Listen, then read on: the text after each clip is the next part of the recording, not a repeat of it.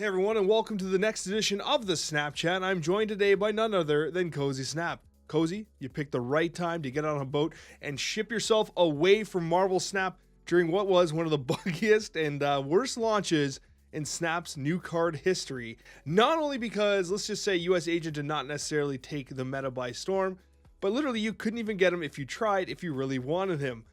So Cozy, what was your experience with US Agent right off the top? Dude, it was like when I was anyone who's watched Community, there's the famous Childish Gambino scene where he walks in the door and he's got the pizza and everything's like on fire. I was like, I'm gonna just take a second to check the Marvel Snap Twitter, see how everything's going. It was just nonsense, man. People were losing it more so than Extra because they're usually always losing it. But yeah, it was a good week to miss.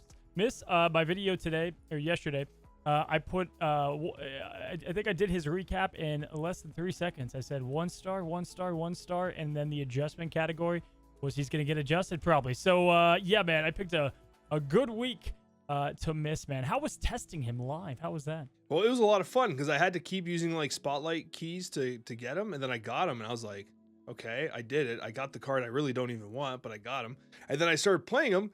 And I gotta be honest with you, like he won a couple games where like I was like, huh, look at that. It actually did a thing. But it was so awkward to play, and you really had to play him late. Like playing him on 2 felt awkward, and like you never wanted to play him on 2. And then like I was trying to play him with Goose and all these different ways, and there was no deck that really felt good with him at all. Like I'm not gonna be throwing any deck up on the screen because I don't think you should be playing this card. Like if you care about your rank, if you care about like actually winning games of Marvel Snap, this card's it's just not good enough. I'm sorry. Yeah. And it's okay. We're allowed to have some of these misses. But I had this thought, Cozy. Okay, so there was a point in time, like 4 days, where you literally could not get this card. You couldn't get it because the spotlight keys were taken off the store. Can you imagine if that had happened during the Red Hulk release? And like half the people got Red Hulk and it was going absolutely bonkers and half of the people couldn't even get it? Can you imagine how absolutely destructive that would have been if this was Red Hulk and not US Agent, a completely irrelevant card ultimately? I would have told the captain of the cruise ship, like, hey, can we just extend this puppy another week or so? Because I don't want to come back to whatever mess that would have been. Yeah, this happened to the right card. Everything happened to the right circumstance here. And I just love that one of the worst cards to be released got its own day, like because the patch got pushed. So like it was just all about either the bugs or US Agent. Yeah, man. We did our best to really try to make sense where you could possibly use them and this, that, the other. I think we just talked about this with Red Guardian. He does have a couple dials that you can, tweak, if you will. But yeah, right now, he isn't exactly good. But as I said in my video, man, 15 OTAs later, you better watch out. He's going to be killer. I think they're committed to making new card releases good. Like we saw with Hercules, like the idea that like, hey, we're not scared to make this card better. If they make it a 2/4, I'm listening, right? 2/4, okay. I feel like even if like you don't hit anything, it's still good stats, right? But like, listen, 1.9% of the meta, like the community has spoken. And yes, they couldn't buy the card for most of the week, but 1.9% of the meta. Red Hulk was over, 29%, almost 30%. Cube rate barely positive by like just a sliver, and the card is just underperforming, and it's kind of what to be expected. And there was this hope that maybe even like with like Sarah Control that it could have a possible spot, but like that deck is just not competing very well against like the discard that's really popping off right now, and some other archetypes that are really propelling itself like in the meta. Like it just does not, it doesn't have a spot. Like it feels very awkward. It does destroy Tribunal, however, but I'm seeing less Tribunal. Right, and when you're hoping for your one card that you might draw, go against a deck that you might go against, like it is one of those, like if you play Tribunal and Conquest, you're like, all right, I've got this guy's number, but yeah, it's just a little underwhelming. There were circumstances. I think I was going up against a Hela that was just popping up all these cards, and I won by 1 because he pushed out all the negatives on like a full lane.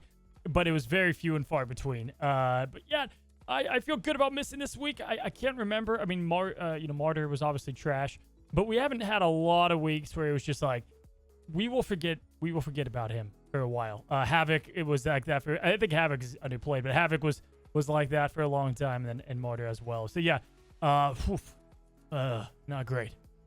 Yeah, I'll be honest with you. I actually like Havoc even to this day. Havoc, I think, is a card I enjoy playing. U.S. Agent, I don't enjoy playing. And it's similar to Havoc in the sense that you don't play Havoc on turn 2. Just like U.S. Agent, you don't generally play on turn 2. And that's part of what I think made it feel so bad. We were talking about on your side how, like, with Red Guardian, you can confidently play Red Guardian on 3. I think people appreciate that flow of the game. And U.S. Agent has this, like, this complexity of being beneficial later in the game. But, like, do you really want to play a 2-power card on turn 5 or 6? You kind of don't. And you even need your own, like, Luke Cage to some degree. Like, you don't need it if you're playing a Kazoo deck or anything, but you kind of need it. I don't know, man. This card had awkward written all over it, and it's proven to be exactly awkward. Dude, not to derail us, I just have to shout this out to the listeners and the viewers of the Snapchat. What I love, first of all, it sounds like The Undertaker and Coldstone Steve Austin's up above you right now. I feel like we could have fires around us. There could be a meteor that hits, and me and you would still just be locked in on the snap. It's just chaos. I've had my wife come in, kids cry, and we're just like, yeah. So U.S. Agent, it's just it's just chaos around it. It's hard to do, man, and I love it each and every week. We're two dads that just go, we do this every week. Our wives know it by now, clearly that we're doing this, and it's always fun just hearing the stuff in the background. I know. Well, it's because like right now I know exactly what's happening because I can hear it. My one of my sons, he obviously got out of bed and he's running around like he's running, and my wife's like, "You gotta go back to bed, stop!" And he's like throwing a ball or something against the floor. So it's like my wife is chasing my son who crawled out of bed and won't go back to bed. He's 3 years old, and let's just say he has batitude, as I like to call it. Attitude. I get just dad, just slamming the door with his fist, and I know he's right there, and I'm just like, I can't do it. But anyway, I wanted to commend you for that. It always cracks me up. We're good on 1 star. Like I'm happy with 1 star here. 1.125 maybe. Yeah. 1.125. So now we're reaching new lows with Cozy's fractional super star decimals assessments. now at this point. Yeah, I decided for every comment that people hate about it, I'm just gonna keep adding a decimal to my next star rating. And that brings us to our next point of conversation, which is the top 10 best cards in Marvel Snap. Now, what Cozy and I did is we took a look at all the cards, and we tried to see which ones were like, archetype free, ones that can go almost anywhere, just the overall cards that in a vacuum are just the absolute god tier of Marvel Snap. We took a look at their win rates, their play rates, their cube rates, and we did our best to come up with our top 10. And we'd be interested in hearing your top 10 in the comments down below as well, because most certainly you're going to disagree with us. So let's get started with our honorable mentions. Cozy, there was some very hard cards to leave off of the top 10. I'll let you start. Yeah, so it was a tough assignment because there was it could be archetype specific. So things like Hela, right? It's like, how do you leave that off in top 10 right now in the meta that we're in? But if we're not looking at archetypes, obviously Hela's not the card you want in that guy we just covered that gives you random cards in your deck. Like you don't necessarily want her with the other one. So she was tough to leave off. I think she's obviously stupid good. There are others though that are right off the cusp. I think Thanos, we're kind of like, all right, he's kind of the master of being with random cards, but how has he evolved? And so we're letting that kind of marinate a bit more, yeah. And even Thanos, like you play Thanos not to play Thanos. You play Thanos for the stones and everything else. Like Thanos himself is actually somewhat underwhelming, which is crazy. Like when was the last time you saw 20 power Thanos drop on your board? Like almost never, right? It's not even the goal of the deck, which is kind of crazy. But another one worth mentioning here is just outside the top 10 for us was Miss Marvel. Miss Marvel, I think, I still believe is an absolutely tremendous card, but with the changes to the conditions, far less play, much more easy to disrupt. Just seeing a lot less Miss Marvel out there. I think she's underplayed as all hell. If you're playing Doctor Doom in a deck, just slot her in there with it. I would say Iron Lad, Miss Marvel, and Doom is such a great little pairing that I just love to have in a lot of my decks, and really just a strong card at that. Tough to leave her off as well. Yeah, and other examples of cards that are just honorable mentions for us that, could have made the list in another day and another time. Iron Man, one of the best starter cards in Marvel Snap's history, if not the best. Angela, the newly buffed Angela, absolutely love Angela, getting that +2, but just a hair outside of our top 10. And literally at number 11, which we had, was Mockingbird. And I do think that, Mockingbird, some of the hesitation is its dependence on Thanos. But I think in other archetypes, it is an absolutely beautiful card, just not enough to crack our top 10. Still, your line, if we remade the list, I'm sure we'd do it different like 10 other times each time, right? So Definitely fun. Let's kick it off with number 10. Number 10, my man, is one of your favorite cards in Marvel Snap, a card that you called out, and it's very release, saying this card is going to be legit, and it is Iron Lad. Iron Lad has continued to be one of the top cards in Marvel Snap for its versatility, its fair power level, but most importantly, that opportunity on turn 6 to reach into that deck and pull the card you need, whether that be like the Hela, the aforementioned Hela, the Tribunal that's sitting in your shell as the last card you didn't draw. Whatever it happens to be, Iron Lad is key. Hitting something like a Iron Man with the Iron Lad stat line is remarkable. It's been a truly fantastic card and one that's irreplaceable in any deck that it's in. Yeah, it's one of my favorite cards in the game. I think it's still tremendous that he's 4/6. Crazy. Really, the thing that stands out with him, if you look at him compared to some cards that have been released, he's just great on turn 6, and that's kind of rare. You don't get that a ton. The 6 power is beautiful, and again, he just is literally synergizing with every card in the game, which is awesome. The thing about him with turn 6 is, like, if you compare him to like White Queen, what do you do? Like, when you play White Queen on turn 6, you're like, cool, I got 6 power. With Iron Lad, you're actually proccing the effect that's in your deck. You play it later, you have a greater chance to hit the card that you're intending to hit, right? So because you've drawn through your deck, you have a better understanding of what's left, right? Yeah. When you play him on turn 4 or 3, if you have Zabu out, or if Zabu was played, I should say, you're hitting a much larger set of cards. But on turn 6, that's thinned down, so Iron Lad's much more reliable. And your opponent in a snapping condition can't actually expect you to Iron Lad and hit a Doctor Doom. Like, they can't prepare for that the way you can prepare for it with your deck list or your untapped or whatever, right? So I do like the call. Very good card coming in at number 10 for us, Cozy. Number 9. Now, this is one of my favorite cards in the game, and we actually mentioned her on your side as a card that's kind of not very popular in the MCU or in the comics, but one of the absolute best in the game, and that is Sarah, coming in at number 9. Sarah has been a card that has been like literally one of the best cards in Marvel Snap for the longest time. Used to be a 5/5. The only nerf it's ever sustained is going down to a 5/4, making all your cards go down by 1 cost. A truly powerful ability, Cozy. Yeah, I mean, she had her time out of the sun for like a hot minute. Sarah Control wasn't exactly there, but people then would play her in Tribunal, or they would play her in a number of other decks. Listen, Mobius does exist. He's out there, but not enough. Not enough. Sarah, very good card, and one of the definitions of universal. And the fact that Mobius exists makes it feel fair that Sarah exists the way she does, right? Because like before, when Sarah was a 5/5, she was being included everywhere. Sarah Control's like the number 1 deck in the game, and it felt like there was no real contenders. It was difficult because you just play Sarah on 5 and essentially just outburst your opponent who also played Sarah on 5. Mobius gives it like a little bit of that counterplay that I think is important. But the key thing is Mobius coming down on turn 3 or 4 lets you hold Sarah in hand and play your hand out differently. Mobius coming down on turn 5 is actually pretty damning if you're playing in Conquest, but then again, you should be knowing not to play your Sarah anyways. So anyways, pretty interesting damn card. I love it, and I mean, there's nothing more fun in a card game than playing more cards in a given turn. That's what Sarah allows you to do.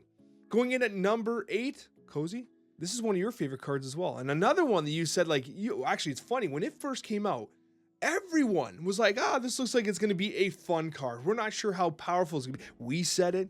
Everyone said it. Oh, it looks like a fun card. Loki looks like it's going to be a fun card. Do you guys remember when Loki was a 3/5? Do you guys remember those days? Oh my God, disgust. It's just so...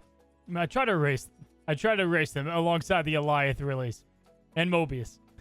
That whole month, I know, eh? That whole crazy. month was just a hellhole. And it was funny because like Loki came out as a 3/5, and it was clearly one of the best season pass cards ever released. And like so much copium was like being just huffed because like you had Collector getting hit. Everything on the periphery was getting hit, but Loki's like, I'm the season pass card. I got plot armor. Yeah, so right. like Loki was untouched, and then the season rolls over, and then Loki gets finally nerfed. And I actually think he's in a good spot right now. Loki feels very fair. The effect is still very powerful. Mobius does impact Loki very significantly, but there's no question. There's no question about it. Getting your opponent's cards at a negative cost gives you a massive advantage. Yeah, he kind of reminds me of Shuri, where she was like the villain for a long time. And then there was that great rest period. And now it's like, yeah, Shuri. That's a fun deck. Loki, we're getting closer there. She's the skill, too. Like, he rewards skill, which I like as well. Definitely just in a good spot. I hope they don't do much to tweak it. I think he's kind of good where he's at. He feels like the kind of card that is deceptively difficult to play. You would think that, like, oh, you just play Loki out and you get their cards and you just slam them down like blind and like, oh, you can win because you just outpower. I don't think it's that simple. I think that there's multiple skill levels here, when to play Loki, when not to play Loki, because Loki decks are currently being built with like a specific out as well, where like you don't even play Loki, you can play the other category of cards, your shield style cards that give you an advantage there. But ultimately, I do like the versatility that Loki provides. And the decks have been performing pretty well. They're not quite, well, they're not even close to what they were at peak launch, but still very, very strong. So that's Loki coming in at number 8. Number 7 is a card that I'm very happy that we included because I think it's one of the silent winners of Marvel Snap. The card that if you draw it and it's turn 5, you're like, hell yeah, I'm going to play this card. It never feels bad. And that is Vision. Yeah. Vision has been one of those cards that's probably one of the most slept on in Snap from a standpoint of like just not respecting how much it actually does. The ultimate versatile card, a 5/8 cozy that can move every single turn, wherever you want it to go. It's an absolute beauty. Yeah, one of the early Snapchats. Shout out to you guys that have been listening now for weeks on in. But we talked about like slept on cards, and I think Vision was amongst the top. I know he's on my thumbnail for a reason. Because of that, the just tricking your opponent has so much power behind it, and the deception and the power behind him now. You know, we just talked about Red Guardian. Can't stop Vision because they have no idea if you're gonna stay there or not. I don't know. It's just a very long-lasting good card. Luckily, it's had things like Angela and other things like Hope Summers come out that make it even better. But yeah, Vision is it's crazy to see him on this list, but he deserves it. It's also important to note that Vision did get buffed from a 5/7 to a 5/8, which I think improved it quite a bit. And still going back to that, I think it was like our second Snapchat ever, Cozy. I still remember you saying it. Your favorite play was the mind game of not moving Vision on turn 6. Oh, right? Like not even moving the Vision. And to this day, I still do that. I will still just leave Vision where he is as like just a mind game. And so it wins. It wins a lot of the time. And Vision is an absolutely remarkable card coming in at number 7. Number 6. Now this is, I mean, listen, I believe this card was on our what's the mountain in the United States with all the faces on it? Moonstone? Mount Rushmore? Rushmore? Did you say Mount Moonstone, like the Clefairy, like Pokemon? Oh my gosh, did I actually say Mount Moonstone from Pokemon? It is Mount Moonstone. You're correct. Rushmore is the one in Pokemon. Okay, so it's Mount Moonstone? Yeah, they just have pictures of Clefairy and Clefable and Jigglypuff. Wigglytuff, Jiggly. Oh yeah, for sure. This was Magneto, and it's actually at 15% of the meta right now. Magneto is having this massive comeback. And I mean, listen, this card has not been changed at all since beta. It has been one of the ones that has remained exactly as it is. And it's so damn good. This is a card that honestly, it feels like it can go in any deck. It really could. I feel like it could even go up on this list, but we have an absolute banger top 5. So to see Magneto at 6, like you got to know that, like, listen, this card, it's one of my favorite in the game. Its disruption capability is truly remarkable. And X-Men 27, X-Men 97, there's some stuff happening there too. Oh yeah, for sure. He is the perfect card. Like, still one of my favorite plays is knowing you're going to lose the lane with him, but you're just like, you're taking everything, and they just have no idea. There's so many good freaking 3-cost, 4-cost. He might take a small dive with Zabu leaving and maybe 4-cost or a little less played, but there's still so many good 4s and 3s that he's going to kind of stay that way for a very long time. Still, honestly, one of my favorite plays with him is pulling Venom. Like, not even for the Arnim Zola play, just pulling Venom out of the lane. Yeah. And like, hey, I know they're going to play their death here or whatever, in the Venom, and they just overpower a lane by like 80 power or whatever. Yeah. It's great. I love this. I love playing him with Storm. I think it's so fun that they panic, they play something on the Storm lane, and you're just like, cool. Like, it doesn't matter. You're going to take it out. Bringing that Crossbones over here. Yeah, exactly. So just a fun card, perfectly designed. Can't agree more. Yeah, absolutely. And that comes in at 6. So now we're into our top 5. Now, Cozy and I, we debated over this top 5. And honestly, if we were to debate again, which we're doing right now, we could even potentially shift a couple things around here and there, because it is so hard to pick a top 5 in Marvel Snap, especially when you're trying to be like, not as archetype specific, because like, as Cozy mentioned before, like something like a Venom is very specific to destroy, but maybe not as good as a whole. And then that takes us to our number 5 card, which is very niche. It comes in a 3-card package, but that package makes every deck better, and it's Annihilus. Annihilus, Hood, Sentry has become synonymous with success, synonymous with cube stealing, and Annihilus is at its heart. When we talked about Annihilus all those months back, we gave it a 5-star rating. The week that Annihilus came out, people were like, oh, this card, man, too easy to counter, because everyone was playing Annihilus, everyone was preparing counters for it. And then now after the meta has settled, when you pull out your Annihilus deck and you're playing the Sentry down, and it is too damn good. This card is awesome, easily in our top 5. Yeah, I think he's a perfect example of just like how you make a great card and how you handle a nerf of a card and make him still work. Like, what I like is he's not just this power stick. Like, he's this perfect combo-centric card that instills fear into your opponent. Like, do they have him? But they have to play like you do as well. I think he's great on power. We talked about it. He's kind of, rose up. It was funny. My brother asked me, like, hey, I'm only missing a couple cards. I'm thinking of getting, I think it was Cold Obsidian. And I was like, okay, yeah. Do you have Annihilus? He's like, no. I'm like, okay, we're done talking. It's Annihilus. Yeah. Get Annihilus, no question. So I think we can back up what we said last week. The Hood, Sentry, Annihilus. That's what you got to play. Solid. It's honestly, it's one of the best cards released in the last 12 months in Marvel Snap, and that's saying a lot. Because our number 4 card is a card that we'll say came out a little more recently. Cozy, you went as far as to say that, damn it, in your title, in the video, you're like, this card is a problem. Yeah. It's big. It's red, and it's getting to astronomical sizes. And look at those hands capable of cheek clapping. Cozy, it's Red Hulk. A lot of these, I think we could, put cards in any of these slots and mix up the order because this guy could be number 1 too. I mean, the fact of the matter is he's the definition of put him in any deck. I mean, go look at, I just did decks on the rise. I know you always do your best decks of the week. I'm sure a good chunk of those had Red Hulk in play. And so much so that, like, I now make decks and I'm like, okay, I could do Red Hulk here. I know the stats will be better. I'm not going to. I'm going to try this route instead. Does he last? Does he last? But it doesn't matter because if right now, he's definitely deserving the spot. Yeah, he's absolutely massive. And he has tons of dials here that the development team can work with a little bit. And one thing that really bothers me about Red Hulk, like it's been bothering me. I don't know how to explain it. I hate his haircut in this variant. And I know that seems really stupid, but every time someone plays him with this variant, it actually pisses me off. Like, why would Red Hulk be groomed that way? Like, it kind of doesn't make sense. Like, am I completely out, like, on left field here, or is this haircut stupid? The mustache has to go somewhere when he loses it each time. But yeah, no, I guess he went to the barber and he's like, give me the tree stump. I'm looking for the tree stump just right across the right across the top there, and make it flat. Yeah, what do you want him to have, man? Like an afro? Like, what are you looking for? I don't know, man. I'm not actually sure. I think he'd look good with like kind of like shagadelic long hair down to his shoulders. Dude, that would be more menacing. I'd be pooping my pants. I mean, I would already be with Red Hulk, but yeah, I don't know if I hate it. I think he just looked better with a mustache. Also, his kneecap looks like a boulder. It is a boulder. Red Hulk does not skip leg day. And that takes us to number 3, Cozy. And we've had a couple absolute banger cards coming out because this was last month's season pass card. It's Hope Summers coming in the top 3. And you know what? This is way higher than anyone would have expected. We knew this card was going to be good. And even in the original data mines, I remember we did a little thing we were talking about. Didn't Hope give +2 at the time? Yeah, I think so. +2 energy at the time on the original data mine? Yeah, we read it and we are like, I think this was when we were reading cards like we did today. When we, like a couple months in advance, we looked at her 2 months back.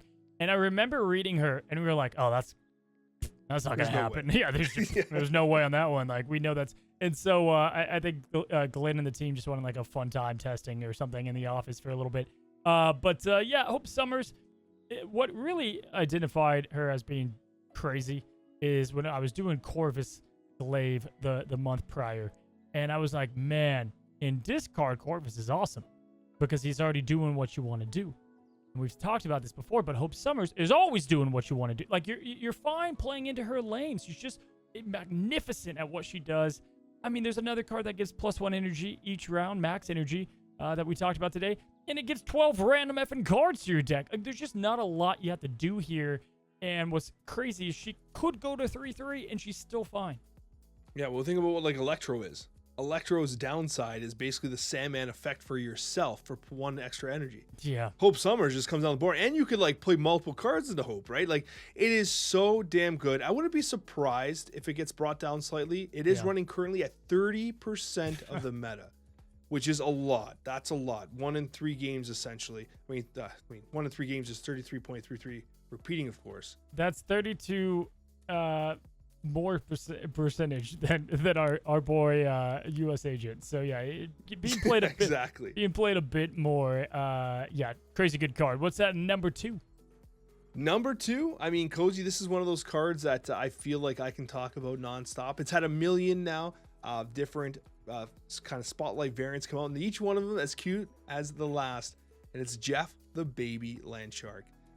First of all, those comics very easy to read because there's almost no words in them. You just kind of just look at the pictures. It's like Pictionary with Jeff the Shark in it. And honestly, Jeff is just damn good. I was kind of concerned that War Machine was kind of eat Jeff's lunch, as I say like every podcast. It has not ultimately played like that. Jeff remains one of the most ultimate versatile cards in Marvel Snap. 2/3 power line that can literally go anywhere, be played at any time to any location. Ultimate versatility, one of the ultimate cards in the game. I just think 2 cost is my favorite cost, right? Just because it's like if they bring value at 2, I love them, and like that's why Angela's so loved, and I mean we could Cable, like there's so many cards that you just play them, they feel good, they do the job, they do great, and Jeff's part of it, and he just gets you out of every sticky situation. I'll never forget when there's so many people. Oh, he's just a little better than Nightcrawler. I think he's way better than Nightcrawler. Like that's not even up for discussion, but I understand what you're saying. Like originally people were like, oh, it's just basically a Nightcrawler that can go into, I don't know, Professor X locations. I'm like, no, it's more than that. My right? sweet It's child. definitely more than that. So yeah, Jeff definitely coming in at number 2 here. And once again, another card. It's running 31% of the meta, but I don't feel like it's a problem. Like I don't think like Jeff at 31% of the meta is as bad as like Hope at 30% of the meta. It's just one of those things where like, maybe you just got to bring the lineup on 2 costs. Like, I don't know if you nerf Jeff to a 2/2. Like, I don't think that's the answer here. I don't think I've ever seen anyone complain about Jeff the Baby Landshark. No. You know what I mean? Yeah, I think he's fine. I think he's fine with what he said. I think it's interesting that him and Vision, though, are both on this list, and they both do not the same thing, but kind of, like they both just have that, where are they going? Oh, they can go to, hard to reach locations. They can change their mind. There's so much working for it, and that's what makes it great. Very notable that, Jeff the Baby Landshark at 31% of the meta, Vision at 16. So Vision approximately half the meta popularity of Jeff the Baby Landshark. And that takes us to number 1. And number 1 is going to be a controversial pick. Very controversial because some people see this as a menace to Marvel Snap. Some people see it as a necessary evil. But it is one of the highest, if not the highest, cube rate card in Marvel Snap on any given day. And it's Shang-Chi. I mean, there's so much to say about this card. I remember there was a tournament I was in where we all got to ban a card. I banned Shang-Chi, and it turned the tournament into shambles because we were like, this card is too important. Everyone's just going to play these ongoing, like, Devil Dino decks and all this crazy. Like, there's just too much verticality. You can't ban Shang-Chi, and I did, and it was disastrous. At the same time, half the people I speak to want to delete this card from the game. It got nerfed to only having a 10 power effect. It's just such a complex card. I personally see it as a necessary evil, a card that like is almost a requirement in so many decks, which is not necessarily a good thing for Marvel Snap as a whole. But I would be interested in your thoughts, Cozy, because I do think that cube rate and everything, this is one of the absolute, if not, it is the best card in the game. But is that a good thing? I think it's 2 different questions, like how I feel about him, and is it a good thing at his current stat line? I mean, I know the stat lines don't represent at post Zabu that much, right? So that was an indirect way to really hurt him. Because the thing is, playing him alongside something like a Cold Obsidian was stupid. And the reason why is because you just completely kill their lane that they were winning. You win. And then you usually could win the other that you've already built up, whatever you've done. And that's why it's so problematic. I am fine with him in the game. It's been long enough. It's like Genji in Overwatch. Like he's in the game. Like he definitely is not something that I think should be deleted from the game. He exists. He exists. If you play a lot of big cards, that's kind of the price you pay. You got to put in armor. You got to put in Kyra. Those are, for a reason. I don't like his play rate, obviously. I think they need to figure out how... it's almost like they need to do a tech card analysis, right? And just kind of be like, all right, where's Cosmo at? Where's Shadow King at? And continue to strive to get that closer.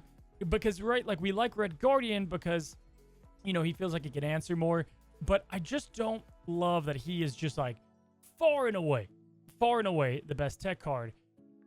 I've seen like, oh, he destroys both sides. That's stupid. I think I'm sorry if you think that's a good idea. Great. I just personally don't agree with that. I don't hate him. I think he's a necessary. What I don't love is anytime, I make a deck and I'm just like, Shang-Chi should be in here.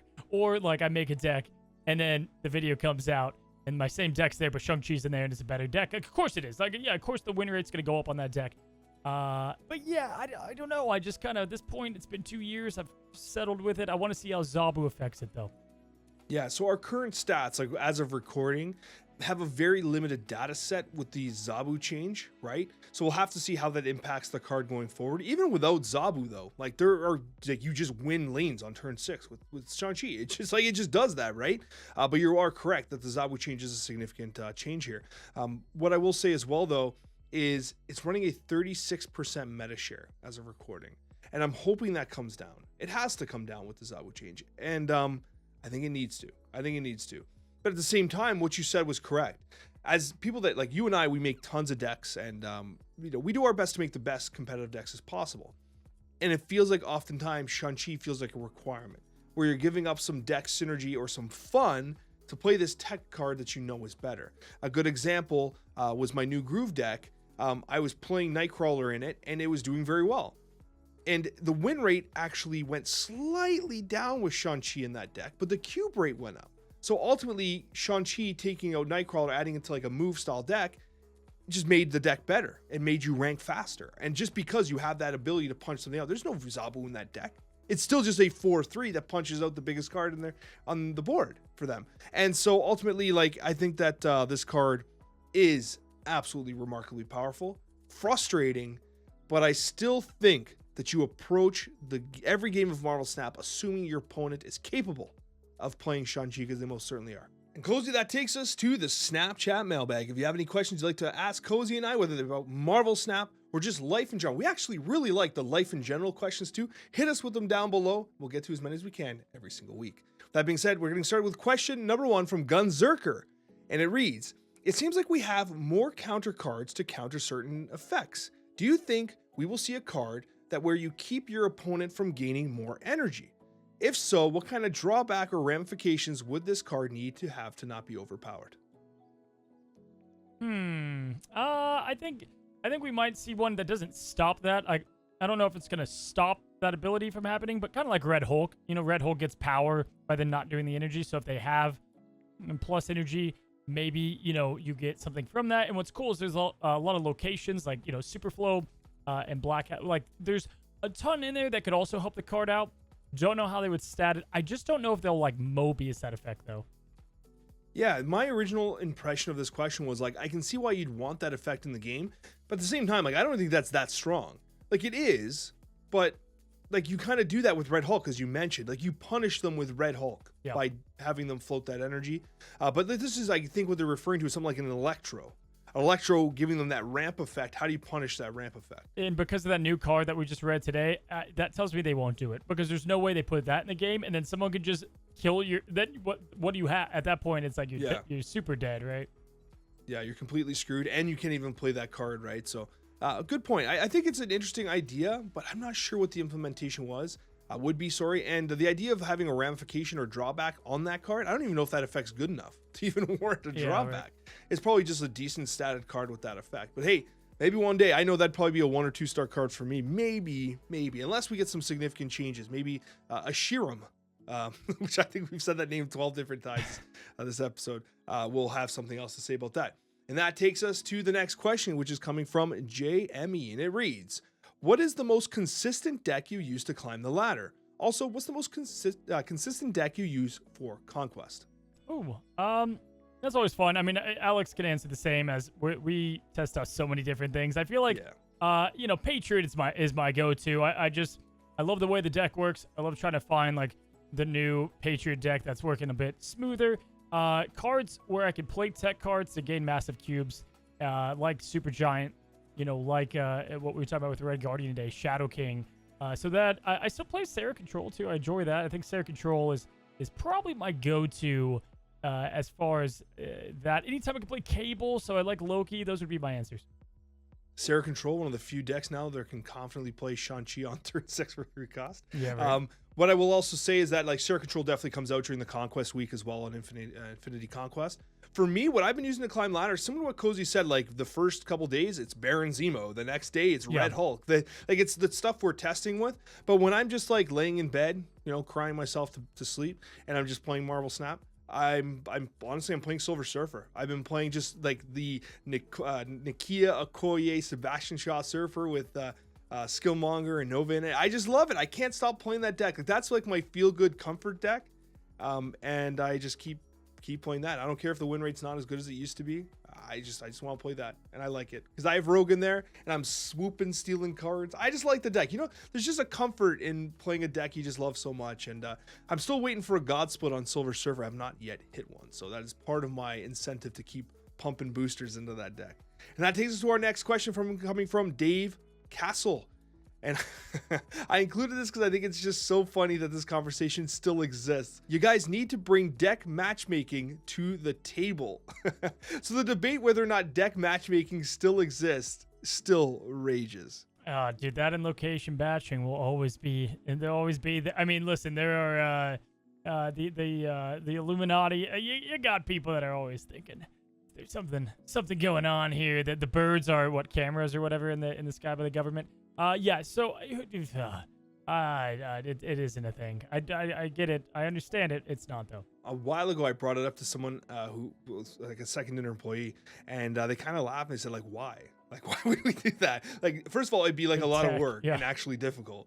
And why? Like, what benefit do we have from doing that? Like, it's just one of those things that's so circumstantial that people are like, oh, you see, it happened. And it happened to me too, man. Like, I'll play Quicksilver, and then like the first game I queue, they're playing Agatha Quicksilver. I'm like, what the hell's going on?